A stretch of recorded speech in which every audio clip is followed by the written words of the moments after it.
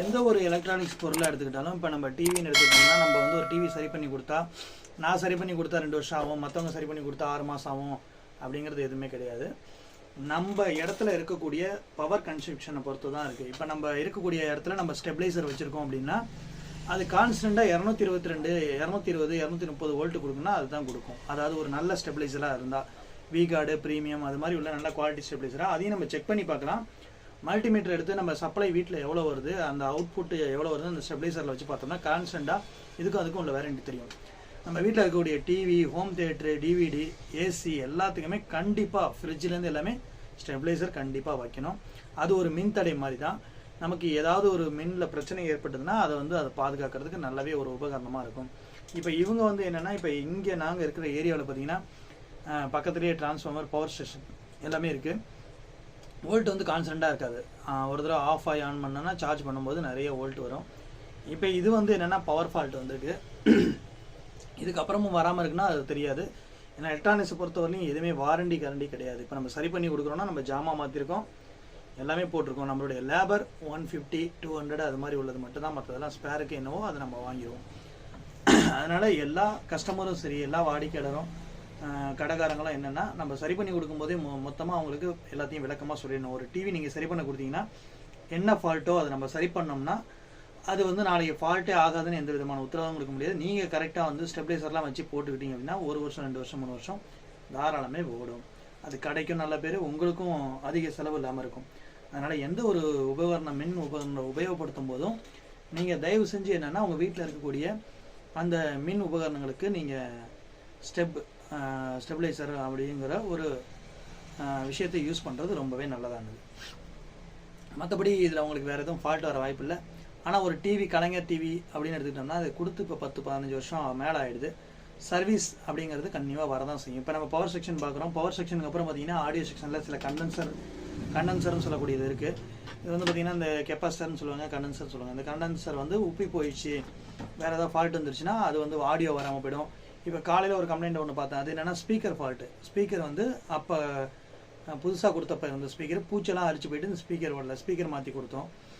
அது மாதிரி ஒரு பொருள் சர்வீஸ் வருது அப்படின்னா மெக்கானிக்கிட்ட கேட்டு சர்வீஸ் பார்த்தா இது ஓரளவுக்கு நல்லா ஓடும் தெரிஞ்சால் நீங்கள் ஓட வச்சுக்கலாம். இல்லை அது எனக்கு யூஸே ஆகாது, நிறைய செலவு வைக்குதுன்னா தூக்கி போட்டு நீங்கள் வேறு வாங்கிக்கலாம்.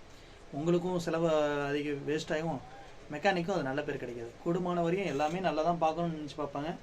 ஸோ அவங்களுடைய சில லக்கி டைம் இப்படி ஆகிறதுக்கு சில சான்சஸ் உண்டு. ஸோ நம்ம கடையில் இந்த பவர் ஃபால்ட் வந்து பார்த்தாச்சு. இதுக்கு வந்து பார்த்திங்கன்னா இன்னது தான் ரிப்பேரு, இதை பார்த்து முடிச்சாச்சு. இதன் மேலே கரெக்டாக ஓடும், அவங்க கரெக்டாக வச்சுருந்தான். ஸோ என்னுடைய சேனலை பார்த்துருக்கும் அனைத்து நெஞ்சங்களுக்கும் மனமார்ந்த நன்றி. என்னென்னா இப்போ தான் நான் வந்து ரெகுலராக போஸ்ட் பண்ணிகிட்டு இருக்கேன் வீடியோ எல்லாமே. இப்போ அதுக்குள்ளே என்ன அப்படின்னா 2 நாளைக்கு முன்னாடி நான் ஒரு பெங்களூர் கல்லடா அகாடமின்னு சொல்லக்கூடிய அகாடமியில் வந்து டிஜிட்டல் மார்க்கெட்டிங் வெப்சைட் கிரியேட்டர் அப்படின்னு சொல்லி சும்மா அந்த இருக்கக்கூடிய டைமில் வந்து பார்ட் டைமாக நான் வந்து படித்தேன். ஸோ அந்த கோர்ஸ் வந்து சக்ஸஸ்ஃபுல்லாக முடிச்சிட்டேன். முடிச்சதுக்கப்புறம் நேற்று ஒரு லோக்கல்லேருந்து ஒரு கம்பெனியில் கூப்பிட்டுருந்தாங்க.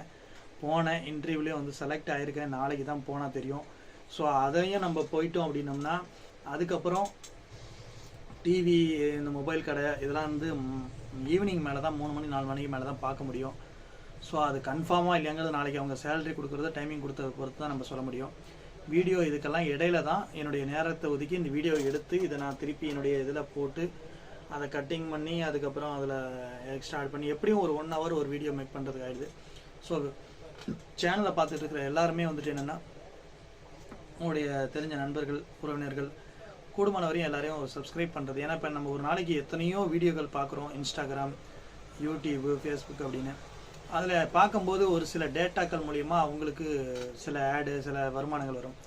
இப்போ நம்மளும் இந்த சேனலில் வந்து நானும் இல்லை, யூடியூப் வச்சுருக்கிற எல்லாருமே வந்து மோஸ்ட்லி என்னென்னா ஒரு நாளைக்கு வேலைக்கு போய் என்ன சம்பாதிக்கணுமோ அது மாதிரி தான். அதுவும் யூடியூப்லாம் இப்போ எடுத்தோடனே யாராலையும் சம்பாதிக்க முடியாது. நம்ம வந்து ரீச் ஆகணும் ஃபஸ்ட்டு. அதுக்கு தான் நானும் ஆசைப்பட்றேன். ஏன்னா யூடியூப் சேனல் ஆரம்பித்து கிட்டத்தட்ட 1 வருஷம் 2 வருஷம் 3 வருஷம் நடந்துருச்சு. இப்போ தான் நம்ம வந்து 1000 சப்ஸ்கிரைபர் மேலே போயிருக்கோம். அதுவும் நிறைய நண்பர்களுக்கு நம்ம கொஸ்டின் ரிப்ளை கொடுத்து நான் உங்களை சப்போர்ட் பண்ணுறேன், நீங்கள் வீடியோ கண்டினியூவாக போடுங்கன்னு நிறைய நண்பர்கள்லாம் சொல்லியிருந்தாங்க. அதேமாரி அவங்க 20 நம்பர் 30 நம்பர்னு எல்லாத்தையும் சேர்த்து விட்டாங்க. அதுமாரி வீடியோ பார்க்குற எல்லாருமே வந்து இவ்வளோ தூரம் நம்ம பேசுகிறதுக்கு, வீடியோ மேக் பண்ணி போடுறதுக்கு எல்லா விஷயத்துக்கும் என்னென்னா நீங்கள் வந்துட்டு கண்டிப்பாக ஒரு லைக் அண்ட் சப்ஸ்கிரைப். உங்களுக்கு தெரிஞ்சவங்களுக்கு ஷேர் பண்ணி அவங்களையும் ஒரு லைக். வீடியோ பார்க்குறவங்களோ பார்க்கலையோ பார்த்தாங்கன்னா அதை கண்டினியூவாக செய்யலாம். எல்லா யூடியூப் சேனலுக்கும் நீங்கள் ரெகுலராக நீங்கள் எப்படியா இருந்தாலும் ஒரு யூடியூப் சேனல் பார்க்குறீங்கன்னா உங்களை வந்து ஒரு வகையில் காமெடி படுத்துவாங்க, இல்லைனா தெரியாத விஷயங்களை சொல்லி தருவாங்க. அதுக்கு நம்ம அப்போவே அவங்கள்ட்ட ஒன்றும் காசு கொடுக்க போகிறது கிடையாது. இப்படி அவங்களுடைய உடம்பு உழைப்பு நிறைய, அதாவது எடிட்டிங்கு, மேக்கிங்கு அப்படின்னு நிறைய உடம்பு உழைப்பு, நடிப்பு, அப்புறம் வந்து பார்த்திங்கன்னா இந்த வீடியோவில் க்ரியேட் பண்ணுறது, இந்த உழைப்பெல்லாம் போட்டு தான் அவங்க வந்து செய்கிறாங்க. அதுக்கு நீங்கள் என்ன பண்ண வேண்டிய விஷயம்னா அவங்களுக்கு ஒரு சப்ஸ்கிரைப், ஒன் லைக், கமெண்ட் முடிஞ்சால் நீங்கள் வீடியோவில் சொல்லலாம். ஸோ ரொம்ப லென்த்தாக போகுதுன்னு சொல்லுவேன்னா இது அவசியமான விஷயங்கள் உங்கள்கிட்ட பேசணும்னு நினச்சேன், பேசிட்டேன். ஸோ இப்போ தொடர்ந்து நம்ம யூடியூப் சேனலை பாராமல் ஸ்கிப் பண்ணாமல் பாருங்கள். நான் பேசுகிறது எல்லாமே உங்களுக்கு தெரியும். ஏதாவது அதிகப்படியான விஷயங்கள் பேசுகிறேன் போகிறேன் அப்படின்னா நீங்கள் கமெண்ட் பாக்ஸில் சொல்லுங்கள், நம்ம அதை கம்மி பண்ணிக்கலாம். ஓகே, நான் டிஜிட்டல் மார்க்கெட்டிங் கம்ப்ளீட் பண்ணதுக்கு முன்னாடி சர்டிஃபிகேட் வந்துருச்சு. அதுவே எனக்கு ரொம்ப ஹாப்பியாக இருந்துச்சு. ஸோ அதையும் உங்கள்கிட்ட நம்ம ஷேர் பண்ணிக்கலாம் அப்படின்ட்டு.